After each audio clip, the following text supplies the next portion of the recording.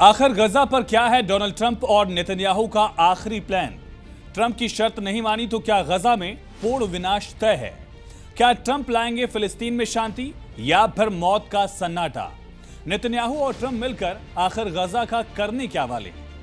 नमस्कार, जी मीडिया के digital platform पर आपके साथ मैं हूं आयुष सूर्यवंशी। आज की सबसे बड़ी खबर यह है कि अमेरिकी राष्ट्रपति डोनाल्ड ट्रंप ने हमास को एक सख्त और आखिरी चेतावनी दे दी है।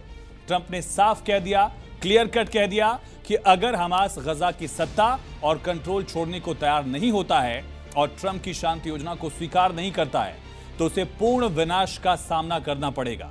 और ये चेतावनी ट्रंप ने उस डेडलाइन से करीब 12 घंटे पहले दी जो हमास को उन्होंने डेडलाइन दी थी।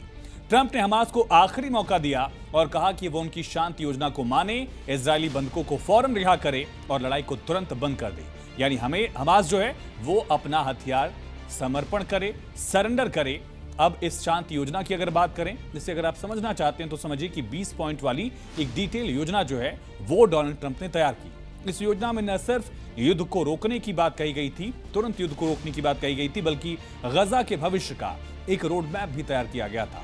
और इजराइल के प्रधानमंत्री बेंजामिन नेतन्याहू ने भी इस युद्ध विराम योजना का समर्थन किया है। यानी डोनाल्ड ट्रंप की लाइन को नेतन्याहू मान रहे हैं, यानी इजराइल इस डील के लिए तैयार हो गया है। लेकिन हमास की तरफ से अभी पूरी तरह सहमति नहीं जाहिर की गई। तो योजना में है क्या? दरअसल सबसे पहले इस योजना के तहत गजा में एक अस्थायी प्रशासनिक बोर्ड बनाया जाएगा। इस बोर्ड का नेतृत्व खुद डोनाल्ड ट्रंप करेंगे और इसमें ब्रिटेन के पूर्व प्रधानमंत्री टोनी ब्लेयर जैसे बड़े नेता भी होंगे। यह बोर्ड गजा में शांति और व्यवस्था को बहाल करने की कोशिश करेगा। दूसरी बड़ी बात, इस योजना में साफ कहा गया है कि गजा के लोगों को अपना घर छोड़ने के लिए मजबूर नहीं किया जाएगा, यानी कोई जबरन विस्थापन नहीं होगा, पलायन नहीं किया जाएगा। अगर इजराइल और हमास दोनों इस योजना की शर्तों को मान लेते हैं तो गजा में चल रही लड़ाई तुरंत रुक जाएगी। अब हमास की तरफ से इस पर रुख क्या है? हमास क्या कह रहा है?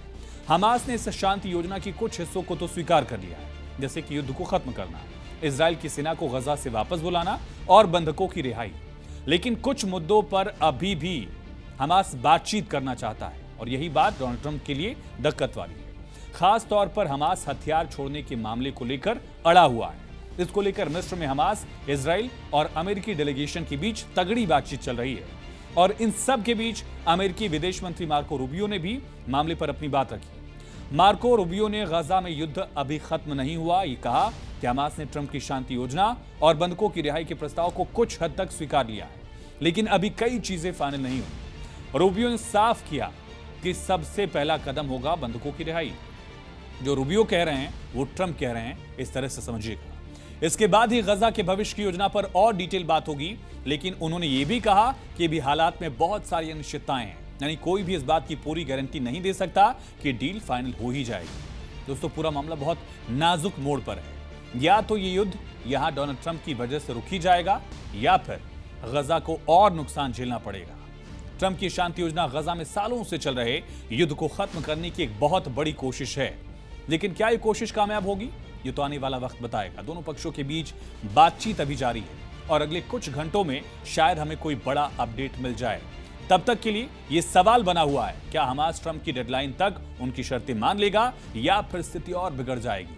आप इस बारे में क्या सोचते हैं? क्या ये शांति योजना, डोनाल्ड ट्रंप की शांति योजना, क्या गजा में अमन ला पाएगी? क्या शांति बहाल कर पाएगी? हमें बताइए।